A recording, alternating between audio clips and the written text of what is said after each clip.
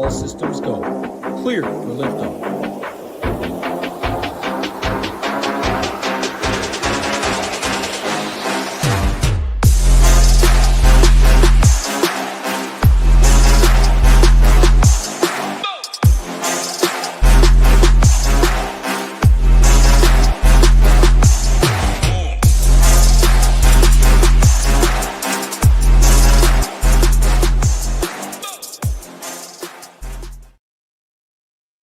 What is going on, Ship It Nation YouTube station? We are back with another edition of the MLB show.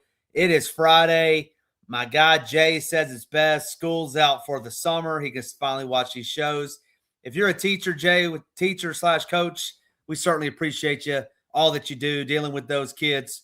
Matt and I were talking about him pre-show, so appreciate all you do. And Matt, before I bring you in, man, it's pouring down rain here in Nashville, so there's no baseball here tonight, but it's doom and gloom in Cleveland, up 22 with 7 to go and find a way to lose, then get blown out last night. We did not let them know in either one of those games, but how are we feeling down 0-2 coming to the house? I can't believe you. We had a great talk before the show, getting along great, catching up. No mention of the Cavs at all. Like, no, I had to save it for the show. Thought you're going to bring it up. And now you just bombard me with the Cavs stuff. Yeah, what an embarrassment, man. I'm for the Cavs. My yeah, guy I know, I'm Waldo's kidding. not in the chat. I want the Cavs. I'm anti-Knicks. I'm anti-flopping Jalen Brunson. I can't stand for that. Yeah, I'm kidding about you. More of that. Just what an embarrassment. Man. Yeah, they had how it. do you lose that game? Ratkinson, as we're calling him around here, just not prepared for this moment. How do you not call a timeout? You lose when you use it or lose at timeouts. Game 2 was whatever. Game 1 was the one that's going to cost them the series, and it's disappointing for sure. Yeah, no, they had that one in the bag. Enough NBA talk. You can certainly catch my man Hebrew Cheetah, my man Belman over there at Ship It Nation talking NBA. But hey, let's say hello to some people in the chat. My guy Sean Sullivan finally going to get here for a show. We appreciate that. Hearts in the house as always. Wins a lot. Speaking of Hebrew Cheetah, he's in the house. Kenny, let me go back. Kenny, my guy Kenny's here. Jay, we certainly appreciate you. The Juice Man, welcome back. Taco Todd, always good. He's talking about Atkinson. There's lots of oh wow. Not only is he a teacher, 31st year. Jay, man, we appreciate it. You've got a lot of stories you could probably tell us. So appreciate all that you do. Dealing with people like me and Matt over the 31 years of your life. We certainly appreciate it. Matt, we got 12 games to break down. We got some weather in the ATL. It's raining down here in the South. So we'll talk about that. Everywhere. Yeah, it's raining everywhere. Definitely raining here, or not here in the ATL, but in the ATL and here in Tennessee. And then the other weather spot too is the Basset Hound, Baltimore. It's raining in Baltimore. So Detroit, Baltimore. We'll talk about the weather when we get there. We're going to go game by game. We're going to get right into it. 12 games, get in and out of here under an hour. Hopefully get out of here by the 5 o'clock hour Eastern Standard Time. But first game up on the slate is going to be the Rays at the Yankees. The Yankees just mashed baseballs left and right. But, hey, Nick Martinez has been pretty good this year. And then we got the return of Garrett Cole. Interested to hear your take on Garrett Cole. He did throw 86 pitches in his last AAA start, was not throwing at anybody's back in this game. But Garrett Cole making his debut, taking on Nick Martinez and this Rays team that's scrappy. Talk to me through this one. Yeah, this game doesn't really stand out anywhere from the perspective of this slate, but I think the most interesting sides come from Cole and the Yankees. Cole himself, not exactly sure what to make of him in his first start and obviously a long time. Tough spot. But man, you talk about a cheap price tag, not much ownership. He's a true ace. I'm still a believer in Cole's stuff. Last we saw him, he was the Garrett Cole we know and love. This guy's been one of the best pitchers in baseball for the past 10 years. So, yeah, I don't know if I'm going to play him personally, but certainly interested in tournaments. If I were playing 150, I'd be over the field. How many lineups would you have to play in order to get to him? Like 3 max you go in there, or not even going there in 3 max?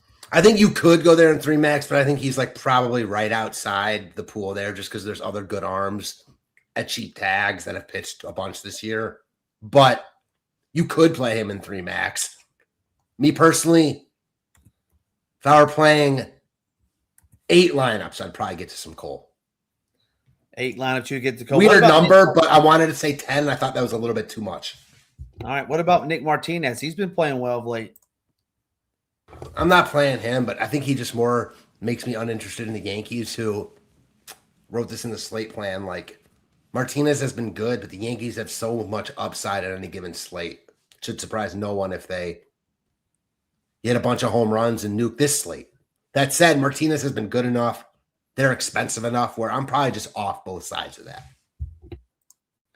Yeah, if I go and look at our Stone, we currently have ownership at 10, almost 11% on Cole. And Sean wants to know if you're doing MME 150 lineups, would you get 15 of Cole, or you going a little bit more, a little bit less? I think you can match it. I personally might go a little bit more, but I wouldn't really change much. I'd probably just give me what Saber was giving me, unless I was getting like none. So, yeah, I don't have like a strong take. I'd like to be over, though. And got to go back to the Cavs real quick because our boy Rio Ratkinson is what we're calling him. I'm calling him now. Kenneth Ratkins. He doesn't even deserve the name Kenny. Committing war crimes right now. So true. He just, man, he stinks. Like, you can't cost your team game 1 of this series, and that's essentially what happened. So yeah, I digress. I had to mention that because our boy Rio got me feeling some type of way because he's so right. So yeah, this game overall from a tournament perspective, I feel like if you're playing one lineup, you're probably not getting to anything from it. And that's going to be true for almost every game on the slate, to be quite honest. Yeah. Nades is playing the highest 2 scoring starting pitchers in 100% of his lineups tonight. Well, he's gonna have a lot of money if that's the case. What about these bats? I know we talked a lot about the pitching, but any one-offs in these bats? And that Yankees team, the top 4. I mean, look at the stuff. It's just straight green light over there. Green means go, according to Nades and me. We talked about it last year, but any bats or any one-offs for the Rays you like? Nah, I mean, they're good enough where, like, if I were playing 150, I wouldn't be Xing them out, but I don't think they look good against Cole here.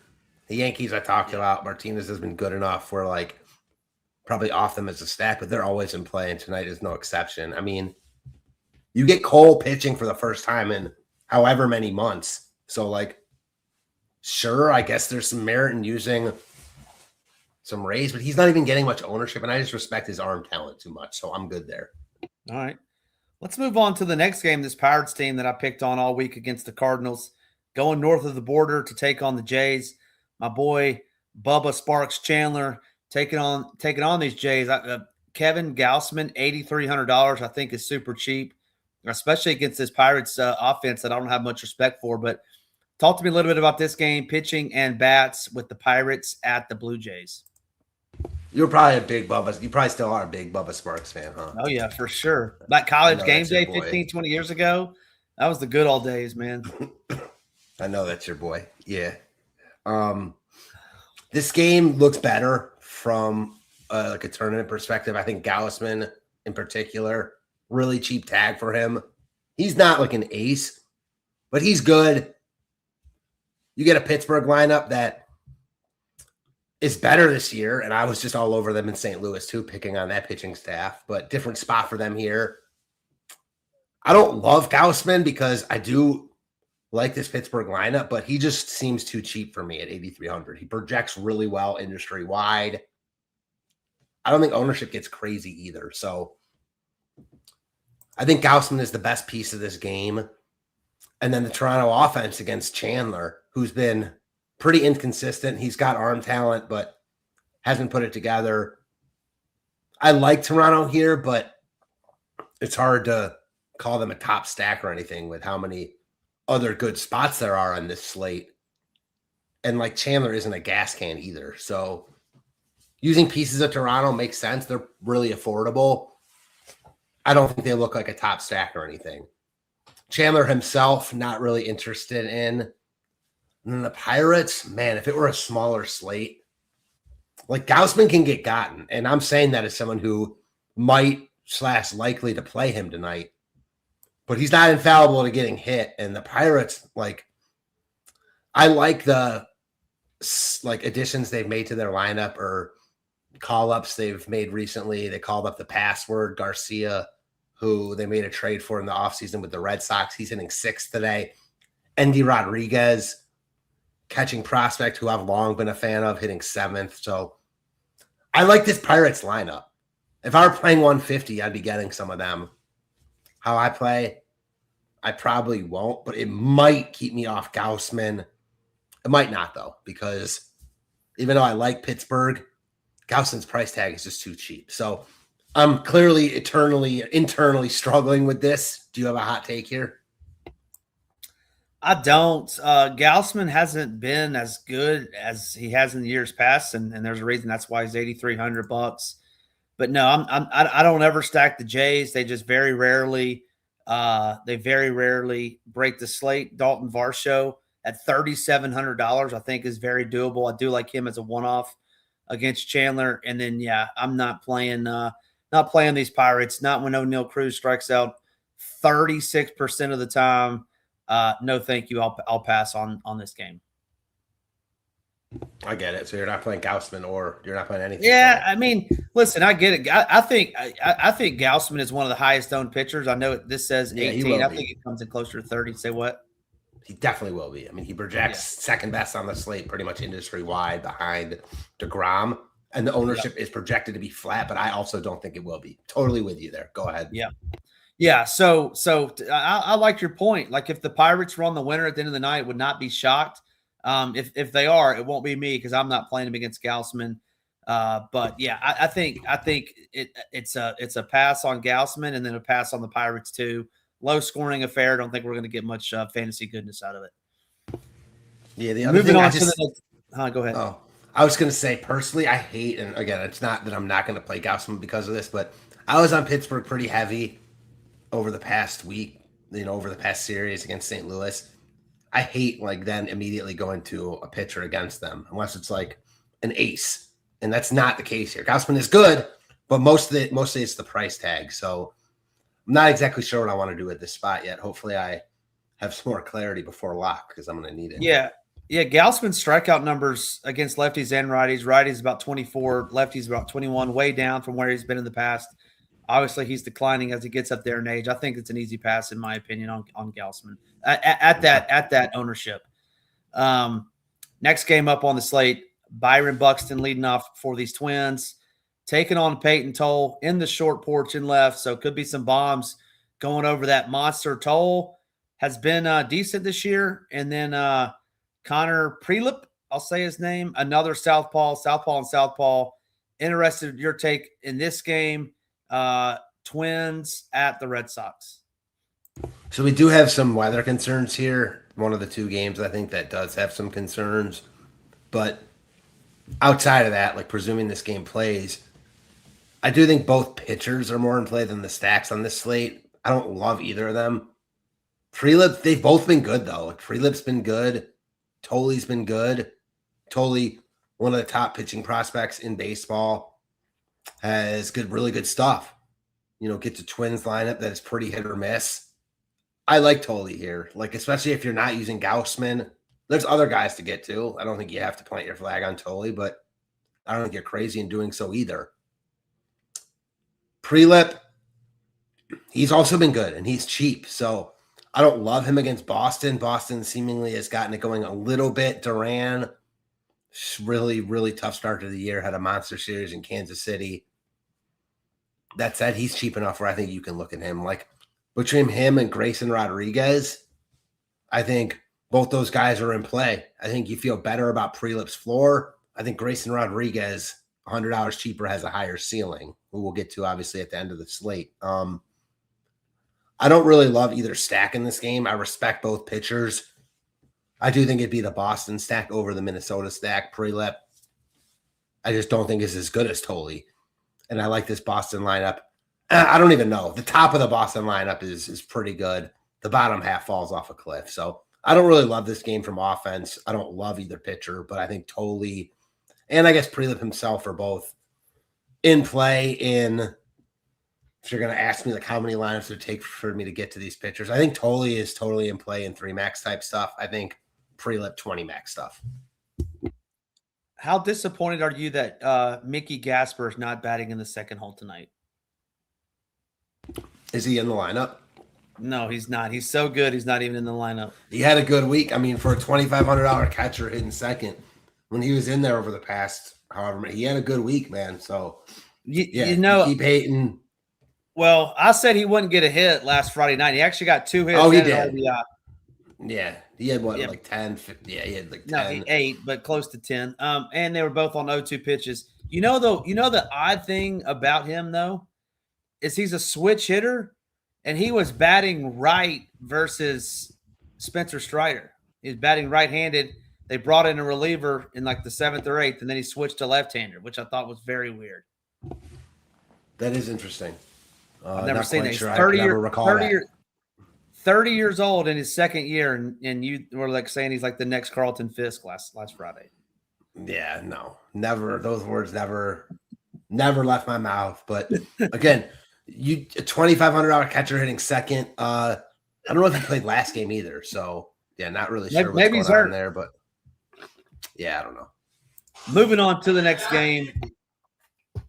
I don't like anybody in that game. We got the Mets, the red hot Mets. Juan Soto coming off his double dong night against his former mates, taking on the Marlins, Yuri Perez in this ballpark that we love. I like Yuri Perez at 7,300. I think that's a great price for him. Jonah Tong, I believe this is his season debut. He's the projected long reliever coming in there in the 2nd or 3rd inning. But talk to me a little bit about this game, Mets at the Marlins. Yeah, Tong must have been. Man, Tong is cheap. He's not starting. And he hasn't been good in AAA this year. But he's a guy who was up at the end of last year, and he was really good. Or he was pretty good. I know he's one of their best pitching prospects. I don't know if we want to use him here, but interesting that he's making his season debut today.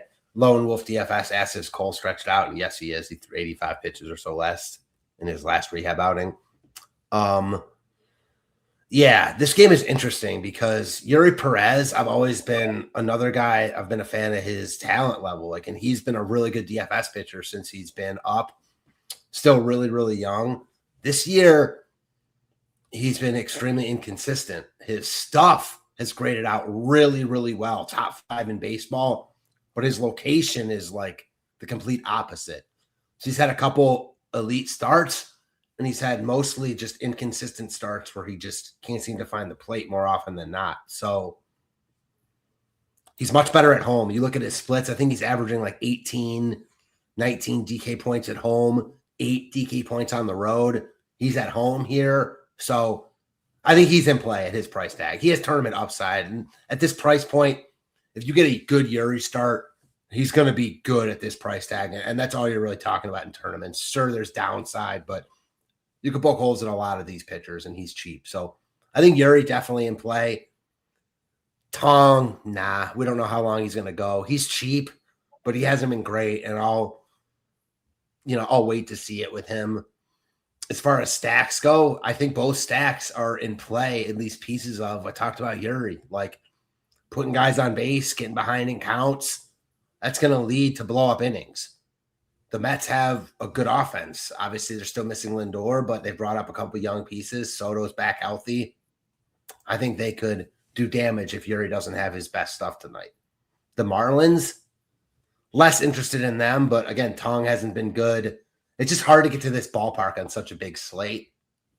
I do think that there's some merit in pretty much every side of this game, except for the Mets pitching side. Even then, like if we find some definitive answer on how long Tong's going to go, he's only 5,800. So interesting game. Yeah, I agree with you. I think this Marlins stack is sneaky. I'd like him more at minis. Ruiz is batting 6th tonight, and if you can get him on base, which is tough to do, he can steal probably. Yeah, I mean he's going to steal with the bat. If he gets on, he's stealing second. potentially still in third and sixth at 3,100. Don't hate it. Liam Hicks at 5K. Little pricey, but not bad. But you could sprinkle Stowers, Norby, Edwards around there. Like I said, more minis for me than it would be full 5-mans. But I do like them. I do not like the Mets. You probably won't see me playing much of the Mets all season long. But moving on to the next game, rain in this one as well. Talked about a little bit earlier. Chris Bassett going to be coming off the bench, projected long reliever. Matt, Jack Flaherty, $6,300. Man, that is dirt cheap for Jack Flaherty, who I think is a good real life pitcher. Orioles offense, I love the Orioles offense on paper, but they've really struggled. Jackson Holiday confirmed in the 9th hole tonight. But talk to me a little bit about this game. Assuming it plays, we're going to act like it's going to play. Pretty much a pick 'em, Tigers at the Orioles. Yeah, so this game, very interesting from a DFS perspective. I've said that a bunch, but this game probably more so than any of the others we've talked about. We have the rain concerns, but putting that aside, you've got two pitchers that have really struggled. Bassett, he's been bad against lefties, and he still hasn't allowed an extra base hit against righties, which is bizarre. But you want lefties against Bassett. Problem is they're starting Keegan Aiken as an opener for him. That hurts the Detroit lefties atop the lineup. But I think Detroit is still wildly in play. They're cheap, they're low owned, and they're in a good spot. That's a combo I like a lot in tournaments. So, yeah, sign me up for some Tigers here. And then the Orioles, this is a classic both sides for me with the Orioles and Flaherty. Flaherty is cheap enough against a lineup that has struggled where you can definitely consider him in tournaments. That said, he hasn't been good. And Baltimore has upside in their lineup, and they're cheaper than they've been. So, yeah, classic both sides for me here. I don't love Flaherty, but if you need a cheap pitcher, he's in play. And then the Baltimore stack, especially if Flaherty starts gaining steam. This game has multiple different angles where I think you could see GPP winning upside, whether it's from Flaherty at his cheap price tag, the Baltimore offense against Flaherty, Detroit against Bassett, and even Bassett himself. He's cheap enough. All sides of this game are cheap enough and have enough upside where I think they're in play.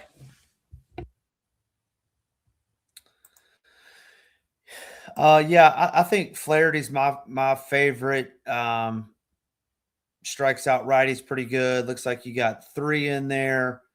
Yeah, give me some Flaherty in this one. Don't love either stack that much. All right, moving on to the next game. We talked about it earlier. Nationals at the Braves. Weather in this one as well.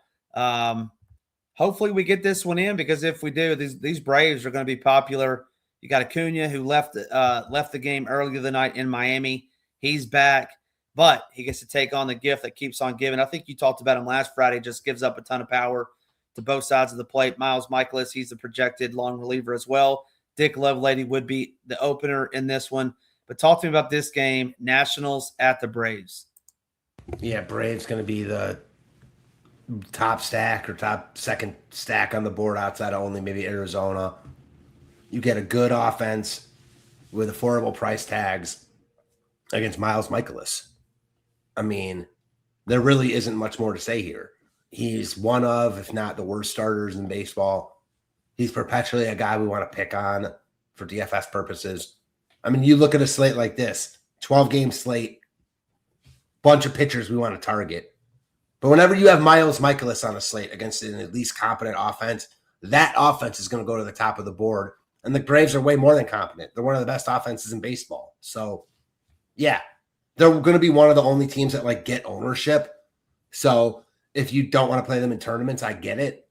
But I also think that ownership's not going to be too crazy because they're not in cores. You know, they are expensive enough in spots, and there are a bunch of other good offenses today. So I don't think you don't play them because of ownership. It's a classic. You can make good lineups with them or without them. The Nationals themselves also have a role in this slate. Bryce Elder has been good this year, no doubt about it. And I'm a little bit hesitant to pick on him just because he was a guy I like to pick on a lot, and then he's really turned it around and been really good this year. I doubt I use him at that price tag, but I also am unlikely to stack the Nationals in my few lineups. It's all about the Braves in this spot. If you don't play them, it's basically because of ownership, but they look really good. Agree with you 100%. And there better be no tilting in the chat tonight when the Braves score about 12 runs. They're playing Miles Michaelis. Like, can anything happen? Yes, but they are in a great spot tonight. I really like 3 through 7. Dom Smith has had a really good, I'll say really good. He's had a pretty good season. He's hitting the ball really well. Austin Riley went yard the other night. Michael Harris having a really good season. We've talked time and time again about the best cleanup hitter in the majors, Ozzie Albies. So 3 through 7 for me is where I'm focusing on. I'll let everybody else play Acuna, even though he is at 5,700. I think he'll come in still highly owned at that price. But give me this Braves offense. You wrote it up in the slate plan. Best stack on the slate for sure, and I think we're in agreement there. Next up on the game, not World Series. I said that last week too. NLCS preview: Dodgers at the Brewers. Justin Robleski taking on Logan Henderson. Logan Henderson, he's been striking them out in droves as well. Not the Miz style, but he's a pretty good pitcher. Interested to get your take on this. But we know about this Dodgers offense. Shohei, Mookie, who's been slow, but he'll pick it up. Freddie went double dong the other night. Kyle Tucker's been slow. Pages, Muncy. I mean, the list goes on and on. How do you get through Murderers Row? But talk to me about this game, Dodgers at the Brewers. Yeah. The Dodgers are good enough where they're going to be in play on every slate they're on. Tonight is no exception. Logan Henderson is good. I'm a fan of his stuff. And I probably won't play the Dodgers because I respect him enough, but he's not good enough where I wouldn't consider stacking the Dodgers here, especially if their ownership stays low enough. Certainly Shohei is going to be owned. Looks like one of, if not the top bat on this slate, because he's going to be that on every slate he's on, him and Judge. But I do think Logan Henderson is good. So I don't want to pay $9K or $9,200 for him. I also don't really want to spend up for the Dodgers against what is a very good pitcher, in my opinion. For me, the most interesting side of this game comes from Milwaukee. I don't think Robleski is very good. I think he's due for some negative regression, and I think Milwaukee is a team that can make him pay. They run, they've got power. That's a good combination in tournaments, and they won't be highly owned. So Milwaukee is a team I'm in here. I'm in on here. They're a little bit pricey where you want them, and they're not my top stack on the board, but I'm interested at least. Anytime you start talking about negative regression, I love hearing it. Why is Robleski, who can't strike out righties, by the way, why is Robleski going to have negative regression? Well, you look at him what are so you seeing far. that I'm seeing that all his numbers are in the blue. Like when you look at his savant page per se, everything's in the blue except for his walk percentage. So he doesn't put guys on base. So he throws strikes, which is almost a good thing. His ERA is good, very good at 2.49. His expected ERA is a run and a half higher than that at almost 4. Doesn't strike anyone out. High hard hit percentage. Doesn't K anyone. No whiffs, no chases. These are numbers of a pitcher who's just simply much worse than how he's been so far this season. Yeah, it doesn't. I agree with you. Yeah, yeah, and it doesn't mean that he's going to be bad tonight.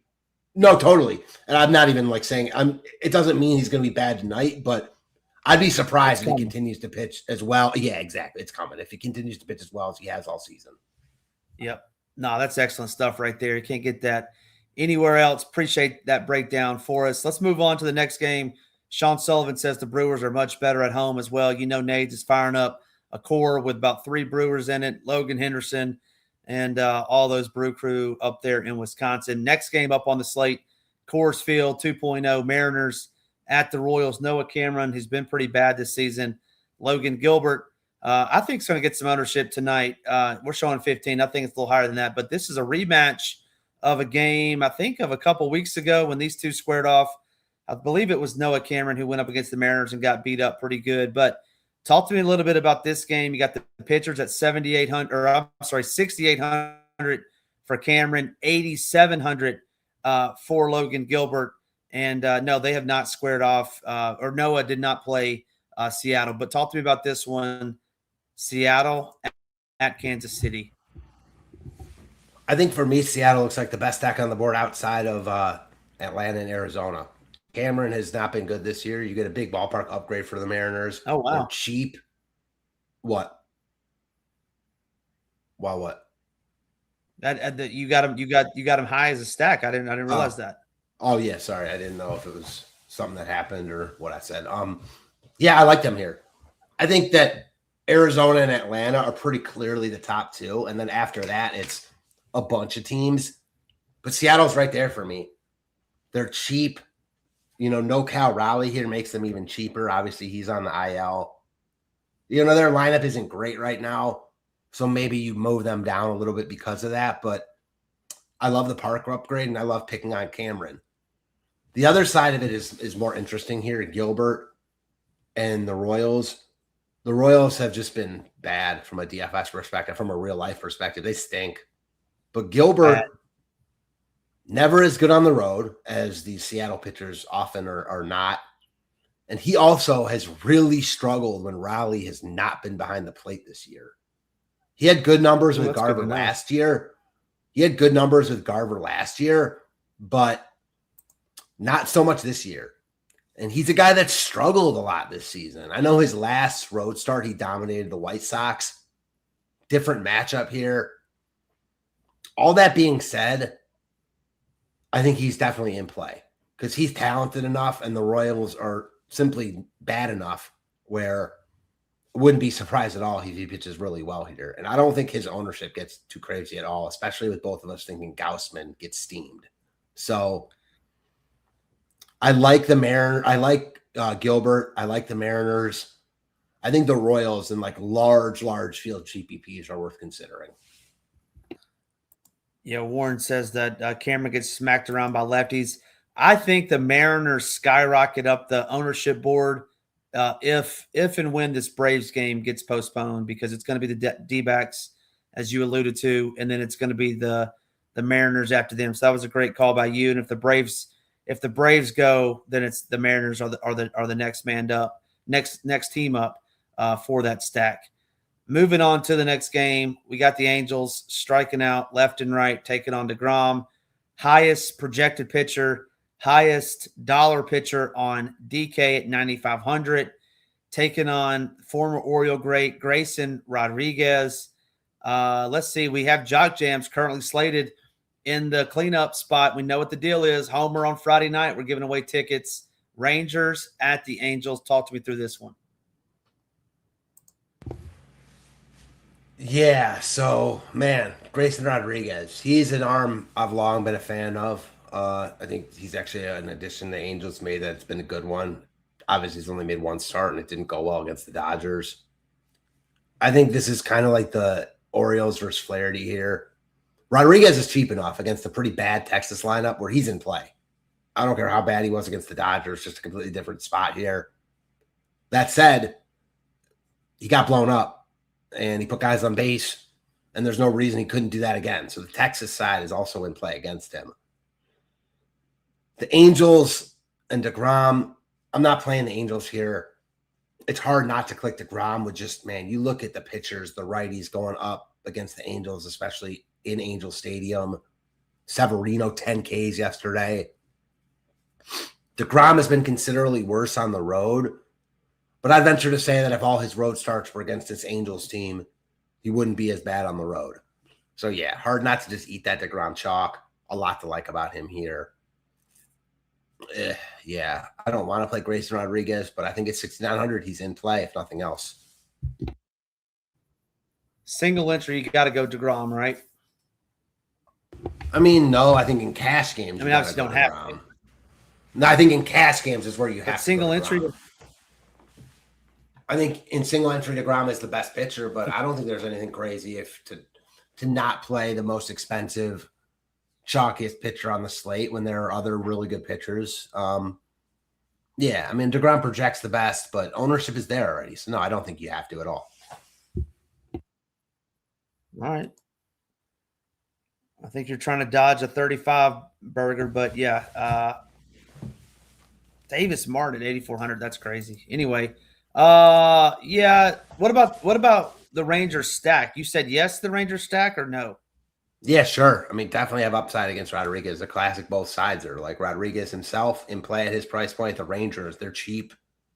Rodriguez was awful his first start. He's not like an ace anyways. So, yeah, I don't see why you couldn't Yeah. stack the Rangers here. All right. Let's move on to the next game. We got 3 games left.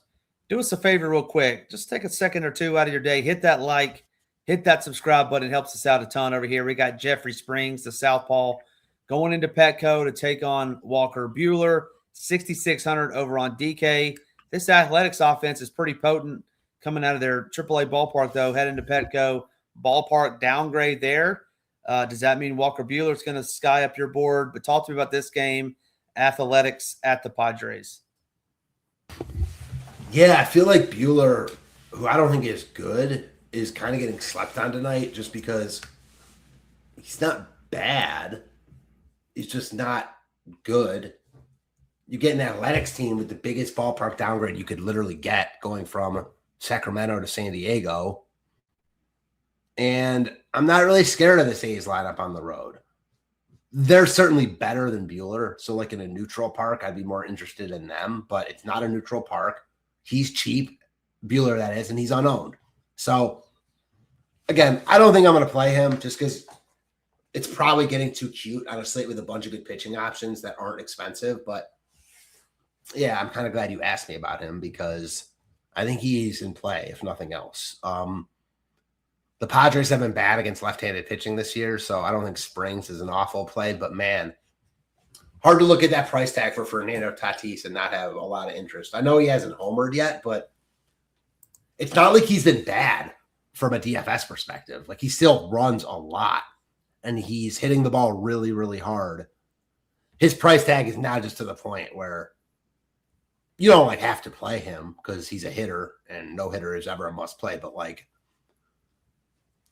he could break slates even without a home. Not break slates, but he can be really, really, really good for you without a home run. And then if he homers, which he will at some point, like that price tag is just way too cheap. So I'm in on Tatis here. Wow. Okay. Anything else on this game? I don't think so. I think I like the A's offense a little bit more than you do. I think I think Walker is washed. And Nick Kurt's been swinging a good bat. Soderstrom's been good. Huh? Yeah, no, Buehler might be washed. You might be right here. Yeah, and no one's playing the A's.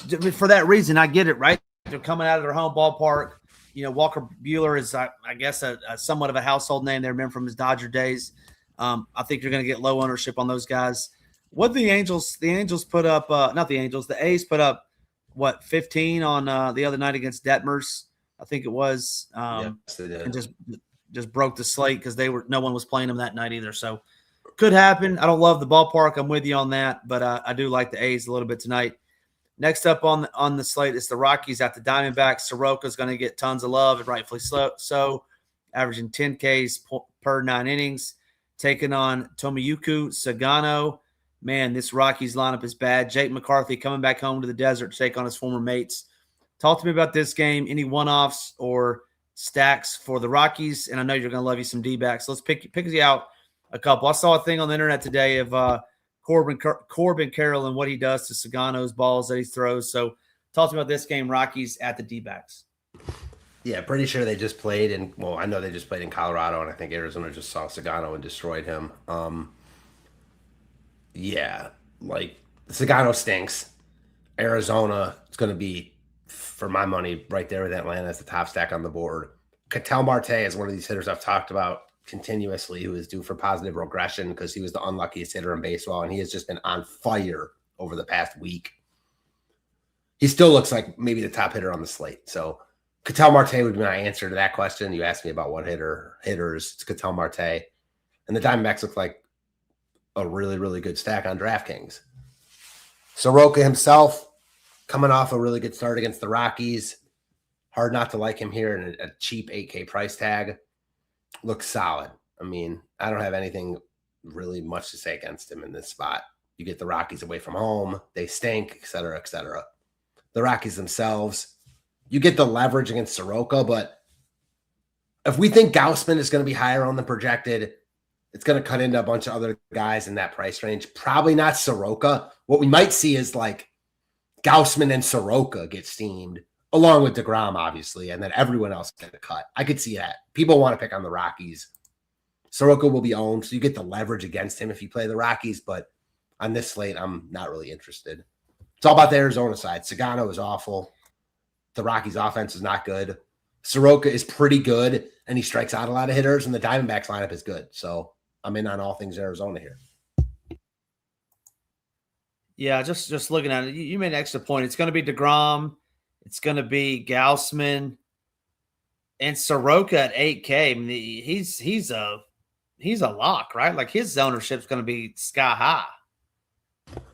And, I also think Davis Martin gets some love, honestly. Like he's been phenomenal. How is Davis Martin not going to get love? That guy's been a baller. That's what I mean. So like maybe we were a little bit Gausman, right? Yeah, maybe we were a little bit, getting ahead of ourselves saying Gausman gets steamed. Maybe that projection's right, Yeah, last game of the night. I mean, we got Davis Martin going in San Fran in that ballpark to take on Trevor McDonald. Man, Davis Martin, he's higher on FanDuel, 10-4 on FanDuel, which is too much, but only 8,400 on DraftKings, which is wild to me. You've got to play him over Gausman, in my opinion, but maybe you differ from me. White Sox at the Giants. Yeah, I kind of view them as pretty similar. Like Martin is another one of these guys. His expected ERA is far worse than his actual ERA, but he's been so good this year. It's hard not to like him.